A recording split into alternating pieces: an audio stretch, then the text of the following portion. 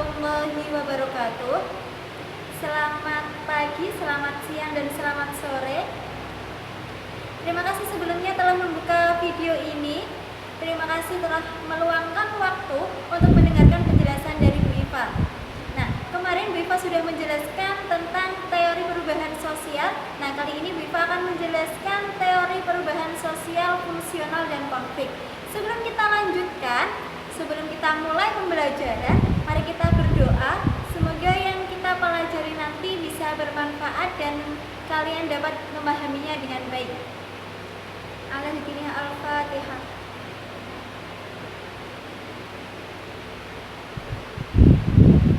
Amin. Ya, terima kasih. Oke, Bu Iva akan langsung saja memulai pembelajarannya. Kemarin sudah saya jelaskan tentang teori perubahan sosial yang sudah saya jelaskan. Itu ada evolusi, revolusi, dan siklus. Kemudian ada teori memusat, memancar, dan menjalar. Nah, ini teori terakhir dari perubahan sosial, teori fungsional dan konflik. Yang pertama adalah teori fungsional. Kalian bisa sambil membuka buku catatan kalian, teori fungsional.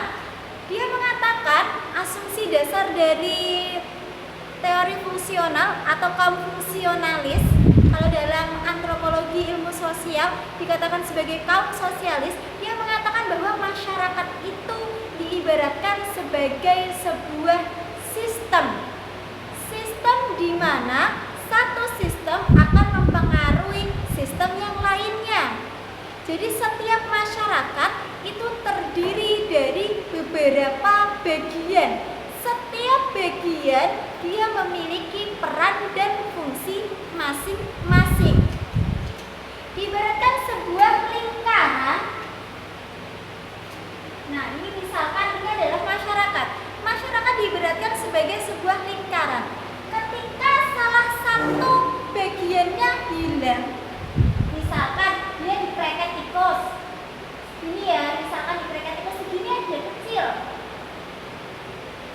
Ketika dia salah satu sistemnya hilang, subsistemnya hilang, maka dia tidak akan dikatakan sebagai lingkaran, karena dia tidak berbentuk melingkar. Ada cekungan di sini. Kemudian kalau sebuah lingkaran, nggak usah lingkaran deh, ban motor kalian. Nah, ini misalkan gambar roda sepeda motor kalian. Nah, misalkan salah satu bagian dari ini itu hilang, misalkan ini torosnya ini hilang, apakah dia akan bisa berfungsi dengan baik? Tidak. Nah, dia tidak bisa berfungsi dengan baik kalau misalkan torosnya masih, kemudian ruji apa ini namanya? Ya, itulah pokoknya. Dia Seruji, Bu. Dia tidak akan bisa berfungsi dengan baik. Nah, begitulah kaum sosialis dalam menilai masyarakat. Dia memiliki peran dan fungsinya masing-masing. Setiap masyarakat itu punya peran dan fungsi masing-masing.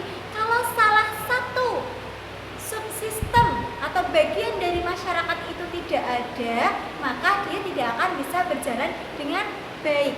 Itu asumsi dari teori fungsional. Nah, bagaimana teori fungsional dalam perubahan sosial? Nah, dia mengatakan bahwa perubahan sosial di dalam masyarakat itu hal yang wajar, terjadi dengan wajar. Itu hal yang biasa ketika terjadi perubahan. Kenapa terjadi? Kenapa dia biasa terjadi di dalam masyarakat? Karena setiap perubahan di dalam masyarakat, menurut kaum fungsionalis, dia akan memberikan manfaat bagi masyarakat. Dia mengalami sebuah perubahan karena masyarakat itu butuh perubahan tersebut. Untuk memenuhi kebutuhan masyarakat, maka terjadilah sebuah perubahan. Misalkan dulu kita membajak sawah itu dengan kerbau. Kemudian kita sekarang membajak sawahnya dengan apa? Traktor. Itu kan perubahan dari kerbau menuju traktor, dari yang tradisional menuju modern. dari yang menggunakan tenaga hewan menjadi tenaga mesin. Nah, itu perubahan yang terjadi di dalam masyarakat. Dia bermanfaat untuk masyarakat. Dia berguna untuk masyarakat dan masyarakat butuh perubahan tersebut untuk memenuhi kebutuhan hidupnya. Itu asumsi dari teori fungsional terhadap perubahan sosial. Jadi perubahan sosial menurut teori fungsional itu hal yang wajar terjadi dan perubahan tersebut pasti akan memberikan dampak positif atau dampak yang memberikan manfaat bagi masyarakat.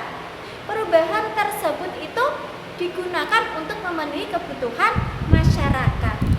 Oke, sampai di sini paham ya? Teori yang kedua adalah teori konflik. Kalau tadi fungsional, dia lebih bersifat positif.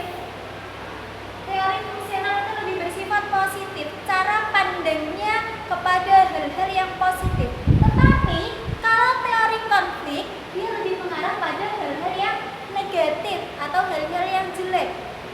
Nah, kebalikan dari fungsional itu adalah konflik. Nah, bagaimana asumsi teori konflik? Teori konflik mengatakan bahwa setiap masyarakat pasti dia akan mengalami sebuah pertentangan. Di dalam masyarakat itu terjadi pertentangan. Kehidupan di dunia ini, kehidupan masyarakat di dunia ini itu akibat dari pertentangan.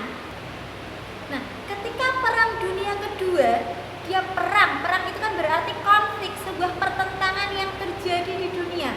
Nah, akibat Perang Dunia Kedua muncullah sebuah revolusi industri. Banyak mesin-mesin yang diciptakan, banyak penemuan baru.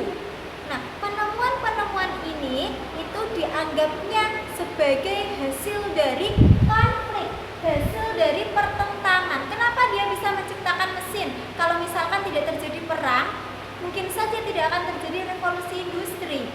Nah, itu pandangan menurut teori konflik. Misalkan kalau tidak ada perang antar atau tidak ada demonstran, tidak akan ada kebijakan baru. Kalau misalkan tidak ada lawan, Pak Jokowi tidak bisa menjadi presiden. Dia bisa menjadi presiden karena ada lawan. Lawan ini dia bertentangan. Nah, jadi teori konflik mengatakan bahwa sebuah perubahan sosial itu muncul akibat konflik. Itu asumsi yang pertama. Asumsi yang kedua, dia mengatakan bahwa perubahan sosial yang terjadi itu juga mengakibatkan konflik. Dia muncul dari perubahan sosial itu muncul dari konflik dan juga mengakibatkan sebuah konflik. Misalkan saat ini pada masa pandemi seperti ini, ada sebuah perubahan besar yang terjadi. Pembelajaran dilakukan secara daring. Nah, di sini akan memunculkan konflik. Bukan hanya konflik di tingkat pemerintahan, tetapi konflik di tingkat keluarga. Nah, akibat pembelajaran daring, kalian lebih sering bertengkar dengan orang tua. Bu, saya itu lagi belajar ini bu, bukan dolanan HP. Ketika ibunya pergi main game. Ketika ibunya datang, kalian membuka PPT. Nah, ini ada konflik antara kamu dan ibumu. Kalian bertengkar.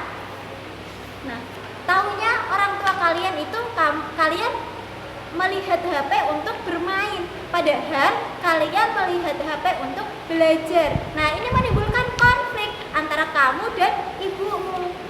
Nah, akibat dari perubahan sosial, dia juga menimbulkan sebuah konflik. Itu teori perubahan yang kedua.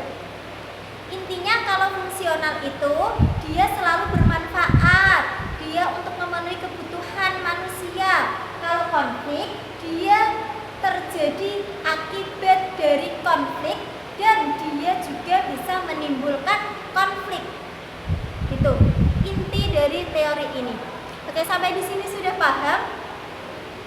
Ya, kalau belum paham kalian bisa menuliskan di kolom komentar. Bisa kalian menghubungi Bu Iva. Ya, saya cukupkan sampai di sini pertemuan pada kali ini. Terima kasih atas perhatiannya. Semoga bermanfaat. Selamat pagi. pagi, siang, dan sore. Assalamualaikum warahmatullahi wabarakatuh.